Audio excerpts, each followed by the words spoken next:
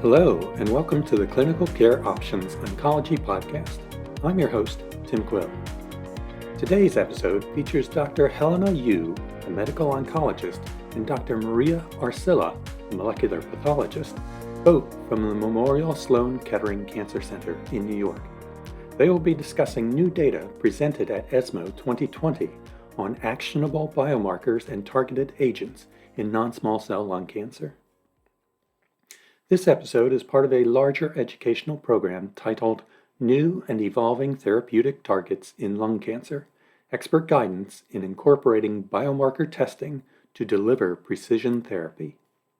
For more information on Dr. Yu and Dr. Arcila, along with a link to the complete program, including downloadable slide sets and an on-demand webcast, please visit the show notes for this episode.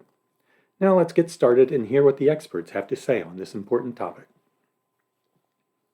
Hi, everyone. I want to thank you for being here and listening to us today. My name is Helena A. I'm a medical oncologist at Memorial Sloan Kettering. I'm joined by my colleague, Maria Arcila, who is a pathologist focused on molecular diagnostics here at MSK. And today we are going to be discussing some of the emerging non-small cell lung cancer data from ESMO 2020, focusing on biomarkers in lung cancer.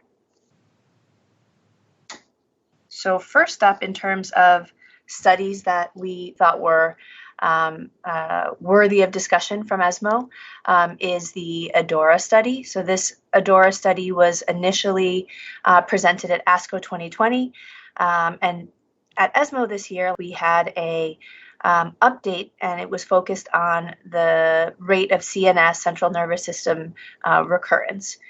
ADAURA was a study that looked at adjuvant osimertinib, so it took patients with completely resected stage 1B, 2, and 3 non-small cell lung cancers. They had surgical resection and then chemotherapy if the investigator thought appropriate as adjuvant treatment, and then randomized patients to receive 3 years of either osimertinib 80 milligrams once daily or placebo. The primary endpoint of the study was disease-free recurrence. And the top-line data from ASCO really showed us a marked improvement in disease-free survival in patients that received osimertinib compared to placebo, so much so that the study did stop early due to the dramatic difference between the two groups. The key takeaways from the ESMO presentation were, one, that we did see a lower rate of distant recurrence with the use of osimertinib. The numbers are 38% of patients had distant recurrence with osimertinib compared to 62% if they recurred that had local regional recurrence only. With patients who received placebo, in terms of patterns of recurrence, there was actually a higher frequency of distant recurrence, so 61% compared to 39% for patients who had local regional recurrence.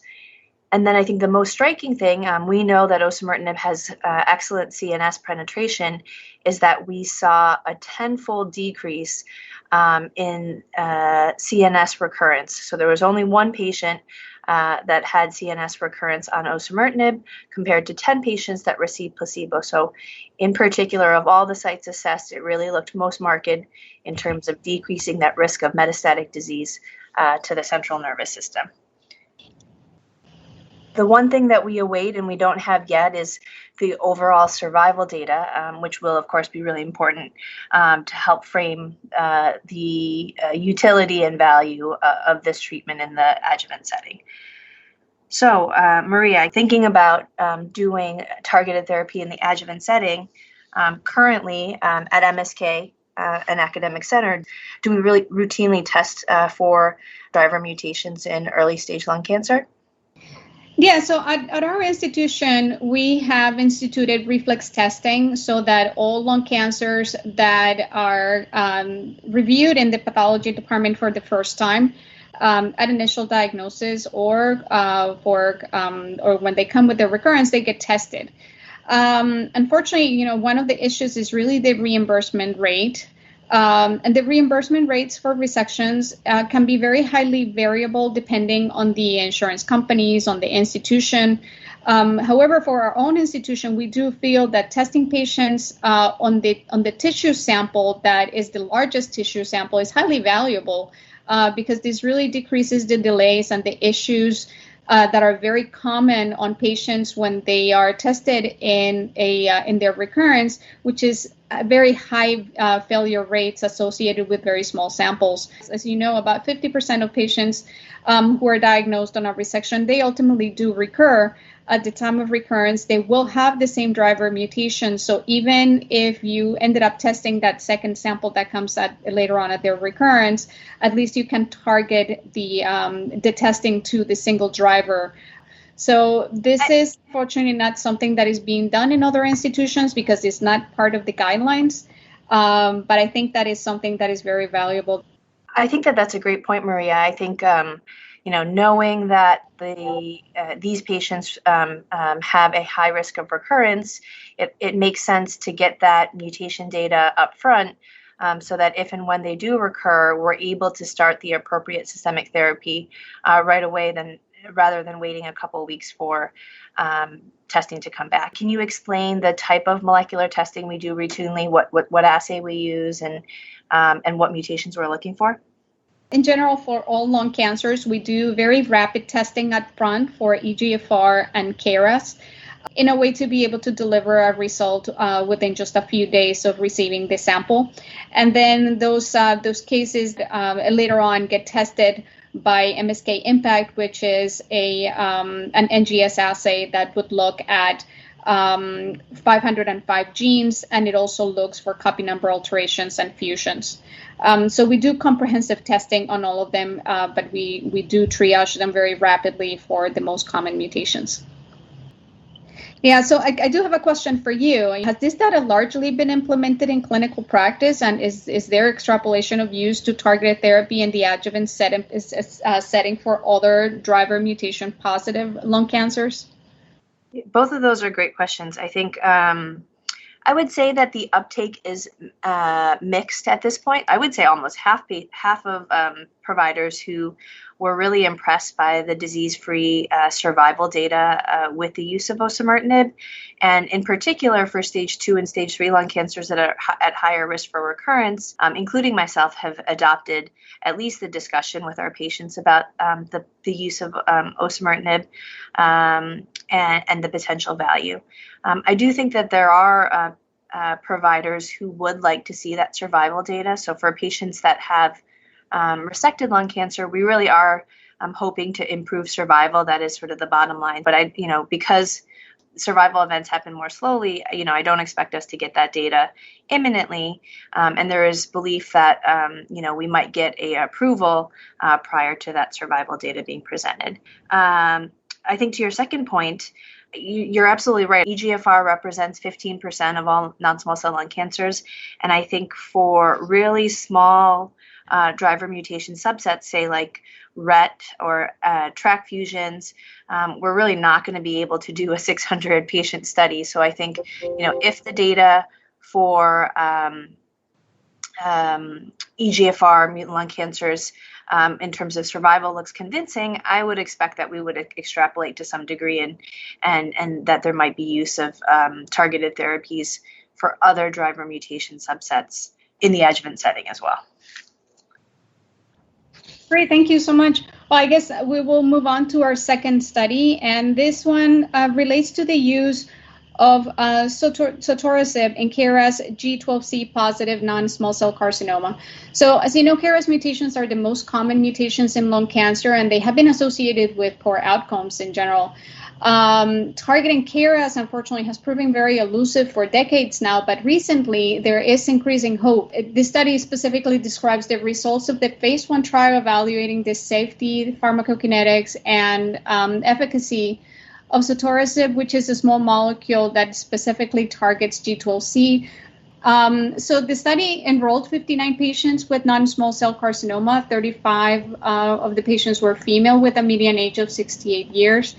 And most of the patients that were included were heavily pretreated. 44 of them received more than 2 previous lines of treatment, and 30 of them received more than 3 prior lines. And overall, the results of this early trial are very encouraging, showing at least the first step in drugging the undruggable. According to the authors, patients with heavily pretreated non-small cell carcinoma demonstrated durable responses, with the majority of the patients achieving disease control, leading to a median progression-free survival of 6.3 months. The objective response rate in the overall population was 32%, while the median duration of response was 10.9 months, with 10 of the 19 responding patients remaining in response at the data cutoff. The median follow-up on this study was 11.7 months. And the safety analysis uncovered no dose-limiting toxicities or fatal treatment-related adverse events.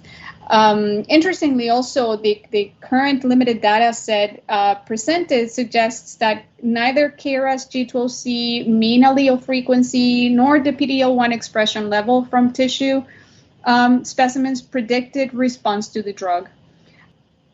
So for you, Helena, what do you think of this data? How will these KRAS drugs be incorporated into clinical practice? Yeah, I think this was a big year for KRAS. This data was actually presented first with very small number of patients last year, so ASCO 2019. So we've been excited and looking forward to these data for quite some time. I mean, I think it's great. I mean, I think KRAS mutations as a whole represent kind of 25% roughly of all non-small cell lung cancers, and KRAS G12C is about half of all KRAS mutations. So by far the most common type of KRAS mutation that we see. So I think being able to target something that for decades we haven't been able to target is really exciting. And I think, the overall response rate of 30 to 35%, I think that's really reasonable and encouraging. For these patients right now, the standard of care is chemotherapy and immunotherapy together. But the response rate of this targeted therapy is quite comparable, actually, to sort of to that, and certainly better than any second line treatments we have. So I think it's something that we're really excited for, and I think there are a lot of Me Too drugs in this space too. So I think along with sotorasib, we're seeing other compounds being tested. So I think it's just going to be really nice to have these targeted therapy options for these patients. Maria, I guess the question for you is, since KRAS is up to date not a targetable mutation, so what is our usual workflow for KRAS testing at our institution right now? Yeah, so at our institution we do test for KRAS. We know that KRAS mutations are mutually exclusive with all other drivers that are commonly targetable based on guidelines right now, and also that KRAS mutations are the most common mutations in lung cancer, and in our own patient cohort is more than 35%. So this mutual exclusivity has been used in many laboratories as a first rapid and inexpensive way to exclude a large proportion of patients who would not benefit from other targeted therapies in algorithms designed to maximize testing efficiency. And this is, of course, provided that the sample is sufficient to perform that initial KRAS test without sacrificing any further testing if KRAS is negative. But also, alternatively, many institutions, not only our own, have transitioned to testing by next generation sequencing. Usually KRAS mutations are included as part of the comprehensive panels. So I think that this is just a way to utilize this information even more, not just being able to rule out an EGFR mutation or an ALK fusion or ROS fusion, but also to be able to see how many of these patients with KRAS mutations actually do have a KRAS G12C. It seems like based on this data, even if different sites are not testing for KRAS at initial diagnosis of metastatic disease, it seems like they should now. And I think to add to that, I know that you in molecular diagnostics have really led an effort to do KRAS rapid testing, which I upfront helped us with clinical trial accrual. But I think later, when these drugs are ultimately approved, it's going to be able to sort of identify patients that would benefit from targeted therapy sooner rather than later, just providing more options for our patients. So I think that that's exciting. All right, so moving on to the third study, this presents the interim results, the phase 1 portion from the CHRYSALIS study, evaluating the efficacy and safety profile of amivantamab, a full human bispecific antibody that targets EGFR and MET, and this is used in combination with the third generation EGFR tyrosine kinase inhibitor lazertinib. The study specifically evaluates patients with sensitizing EGFR mutations. In this study, 91 patients with EGFR-mutated non-small cell carcinoma were included, and these were specifically patients with EGFR exon 19 deletions and LA58R mutations who received the combination of amivantamab IV and lazertinib orally. The 26 patients were initially enrolled in dose escalation to identify the combination dose that was equivalent to monotherapy doses for both products. Then 20 treatment-naive patients were also enrolled to further examine the efficacy and the tolerability of the combination in the first-line setting. And finally, 45 patients who had relapsed on osimertinib, but were chemotherapy naive, were enrolled to examine the safety and efficacy in the resistant setting. So this phase 1 portion of the clinical trial did establish the recommended dose of the combination, which showed the usual but manageable toxicities of EGFR blockade, including rash, stomatitis, and paronychia. The treatment-naive group achieved 100% objective response rate at a median follow-up of 7 months. The osimertinib relapse group, on the other hand, had a 36% objective response, with one patient who had complete response and 15 partial responses with a clinical benefit rate of 60%. This is very similar to the response rates to second-line chemo, which is very promising as a targeted therapy. The data is very encouraging in this early phase, and it would be really nice to see the data from the part 2, the dose expansion cohort. So a question for you, Helena. What do you think of this data? Where do you see this fitting into the treatment landscape once it is approved?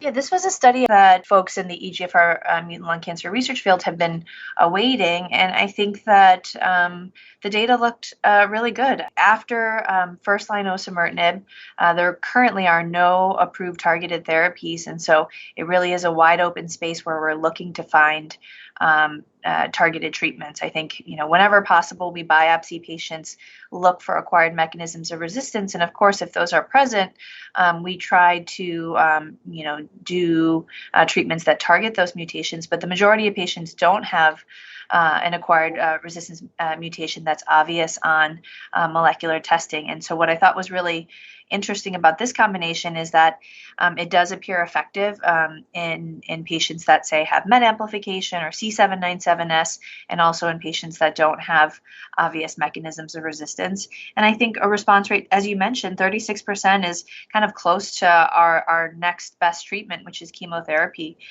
So I think to have a targeted treatment, is very encouraging.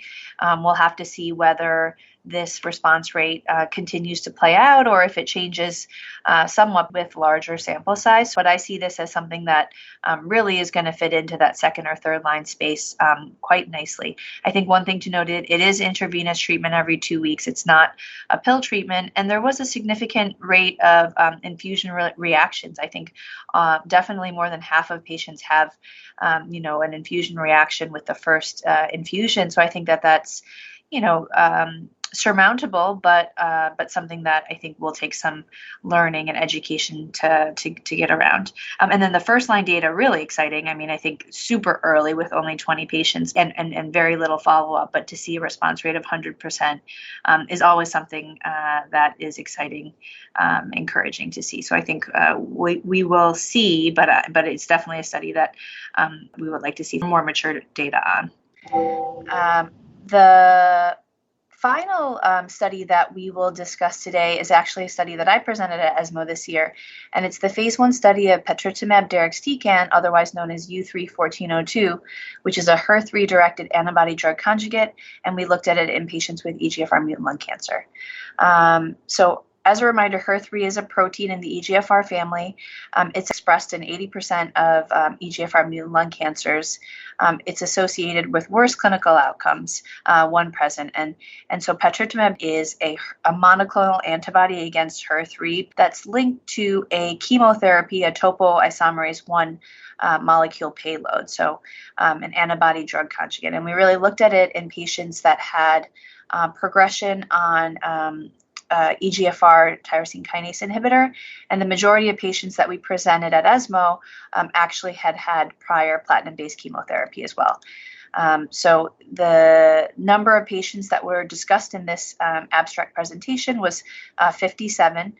As I mentioned, most of them had received osimertinib and most had received chemotherapy. About half had received immunotherapy, and about half of patients had pre-existing brain metastases. HER3 expression was not a requirement for participation, but we did collect tissue to be able to look at HER3 expression retrospectively, and we did find that the vast majority of patients had some degree of HER3 expression. So in terms of efficacy, at the recommended phase 2 dose, which is 5.6 milligrams per kilogram, we found to date an objective response rate of confirmed responses of 25%. There were also sort of a group of patients who had minor shrinkage or disease stability. What I think was interesting is we did find responses in patients that had various mechanisms of resistance. So there were patients that had C797S, HER2 amplification, BRAF fusion, HER2 alterations, MET alterations, KRAS that had responses. So it did seem to be a targeted therapy that can be effective even in patients that have diverse mechanisms of resistance. The main toxicities that we're seeing included cytopenia, so thrombocytopenia and neutropenia in particular, and there was some degree of commonness of fatigue and nausea as well. But largely, patients tolerated the medication well, and only 9% of patients required drug discontinuation due to some sort of toxicity. Similar to the study that Maria just mentioned, the amivantamab, lazertinib, these are both emerging targeted therapies after progression on first-line TKI. So I think both of them demonstrate sort of promise, and we look forward to seeing some of that data. Maria, this is a HER3 antibody drug conjugate. So is HER3 something that we routinely look for in non-small cell lung cancer? And if we did, what would be the ways that we would be able to look for HER3 overexpression? Yeah, so expression of HER3 by IHC is not something that is currently standardized, and it depends on the antibodies that you use. So this is something that still needs a lot of work to do. And then, on the other hand, you could have studies by NGS looking for expression. This actually needs an RNA assay to look for the expression, but again, there is also no standardization for meaningful expression levels. So unfortunately, something that I do not have an answer for at this point, and we need to do more work on that. So final question for you, Helena. Where do you see this drug fitting into the treatment landscape? And specifically, if you had someone with, say, a C797S mutation on NGS and this treatment was available, would you target the mutation itself, or would you try something broad like this? That's a great question. I think that in general, if patients have a emerging target as a kind of mechanism of resistance to treatment, I'm always inclined to target that. Right now, there are no approved targeted treatments for C797 or any of the acquired EGFR mutations. So I'd always recommend participation in a clinical trial. We have a study actually of dacomitinib and osimertinib for some of those second site mutations. And it is sort of reassuring to see that some of these targeted therapies we're exploring do seem to be active, even in the setting of other resistance mutations. So clinical trial if possible, but if not, this does seem like a reasonable thing to try. Thank you all for joining us for our discussion of our takes of the important studies that were presented regarding lung cancer at ESMO 2020. We appreciate your time and have a great day. Thank you very much, Dr. Yu and Dr. Arcila, and thanks to you, the listeners, for joining us. As a reminder, to view the full program, New and Evolving Therapeutic Targets in Lung Cancer, expert guidance in incorporating biomarker testing to deliver precision therapy, and to download a Podcast Pearls PDF associated with this discussion from the Clinical Care Options website, please click on the link in the show notes. As always, thanks for listening.